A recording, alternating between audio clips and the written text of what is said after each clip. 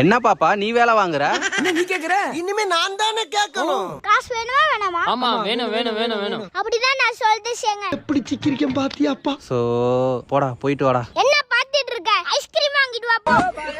Pass இவனா அவளான்னு தெரியல. A few moments later. Boss நீங்க எங்க? அந்த பொண்ணு என்னையும் துணி துவைக்க விட்டுருச்சுடா. பாஸ் துணி அழுக்கே போக மாட்டுது பாஸ். எங்க புரண்டுச்சுன்னே தெரியல பாஸ்.